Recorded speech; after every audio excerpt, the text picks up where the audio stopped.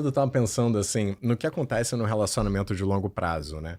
E aí, geralmente, a gente tem duas pessoas, pelo menos duas pessoas hoje em dia, né? Sim, sim. Uma do lado da outra, que eles vão seguindo ali um caminho em paralelo. Só que o que tem de acontecer? É natural você ir para caminhos opostos da outra pessoa, tá? É natural. Por que é natural? Porque para a gente seguir o mesmo caminho, a gente tem que conversar com outra pessoa. A gente tem que se comunicar. Se a gente não fizer nada, naturalmente cada um vai para o seu mundo porque não foi dialogado para onde você está indo. Com certeza.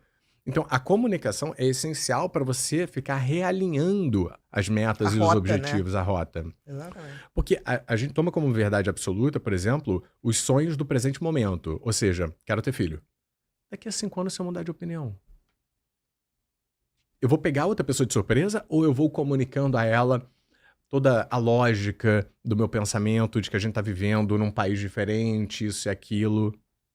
Então, a gente tem que realinhar essa rota o tempo inteiro. Então, o que eu vejo muitos casais, o que eu vejo muito acontecendo em casais é cada um indo por rotas diferentes. Ou então, uma pessoa evoluindo e a outra ficando no tempo. Isso acontece também Isso muito. acontece muito, E é um muito. momento também que tem essa coisa de amo, mas não conecto mais. Que Exatamente. eu acho que tem uma epidemia Tem, de não é falta de amor, é falta de conexão, exatamente. né? Em algum momento a falta do diálogo desconectou. É. Você ainda tem um carinho, uma coisa com aquela pessoa, uma sensação de Uhum. quer cuidar, quer estar junto, mas não É. funciona mais. Quer uma receita pra solidão? É essa. É você Exatamente. estar num relacionamento com uma pessoa que ela não evoluiu, você evoluiu, ela parou no tempo, mas você ainda ama essa pessoa. Você vai ser sozinha. Por quê? Porque você não vai ter parceria. Com certeza. Você não vai ter. E aí fica difícil. E aí Às fica bem vezes fica difícil. muito difícil. A infelicidade, ela se torna uma sentença pro resto da vida. Com certeza. Aí é o cardápio do dia, É. né.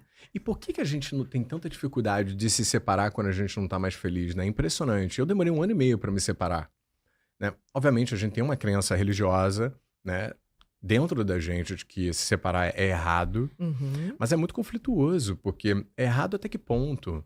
Será que eu devo ser infeliz pelo Mas resto eu da minha É acho que a porque é vida? onde está escrito que dificuldade tá, né? É justamente mas essa eu acho que a crença que foi passada. dificuldade, Thomas, não é exatamente, tomar a decisão. A dificuldade é você saber, você constatar mas não consegue mais dialogar. Porque se você constata e parte para o diálogo, pode ser que aconteça, Hum, da coisa reestruturar. Mas se você constata, parte para o diálogo e não há, aí já é, é é, tipo assim, é. Mas é isso que acontece. não Você dá sabia que eu mais. proponho um exercício pra toda pessoa que chega até mim, né, geralmente mulheres, falando que tá pensando em se separar. Geralmente elas já estão há anos nessa Com situação. certeza. Anos, né? E eu não tô falando de 1 ano, eu tô falando de cinco É. anos, eu tô falando de 10 anos, de 15 anos. E eu falo assim: você tem medo de se arrepender, né, da sua decisão? Ela falou: tenho. Então vamos tentar minimizar esse medo de arrependimento. Eu vou te propor algo. Faz uma lista agora aqui comigo de tudo que você gostaria que mudasse no seu parceiro, né? Comportamentos e tal. Ela faz a lista. Fala assim: bom, da semana que vem eu queria que você apresentasse essa lista pra ele, perguntasse pra ele: olha, eu tô insatisfeita, não é infeliz. Eu estou insatisfeita com alguns pontos. Eu queria saber se teria como você melhorar. E dá a lista pra ele. E ver a reação dele em receber aquilo. Mas toda relação, ela é uma via de mão dupla.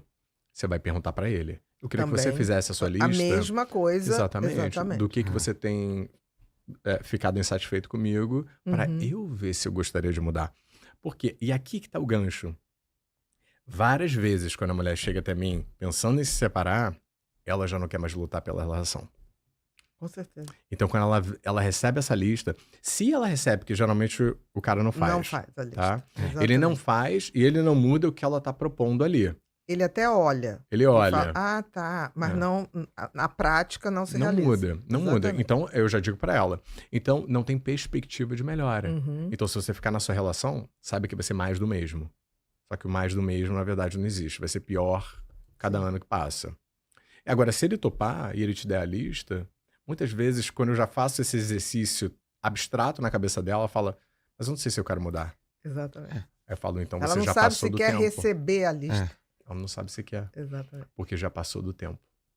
Ela já tá Incrível com isso, tanto ressentimento que não tem mais que volta. não Que tem ela mais não. Tem volta. coisas que não tem volta. É. E a gente está brincando aqui, mas assim, você pega um aplicativo, né, o Waze, por exemplo, Toda hora você erra uma coisa, sei lá, refazendo a rota. É. Você tem que fazer isso o tempo todo no seu O tempo inteiro. relacionamento.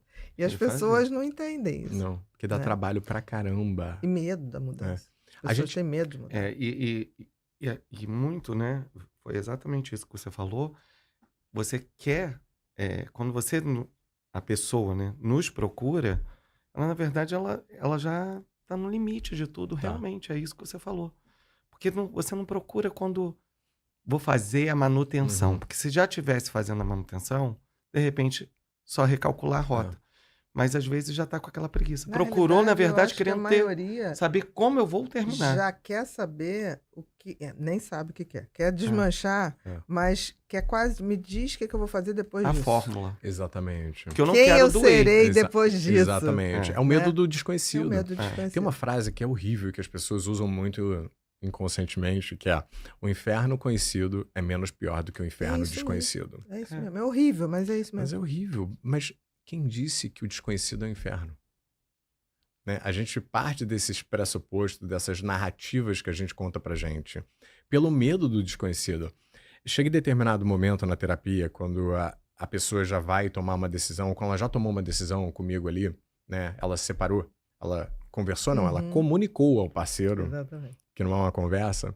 E aí eu falo: bom, agora eu vou te dizer o que vai acontecer.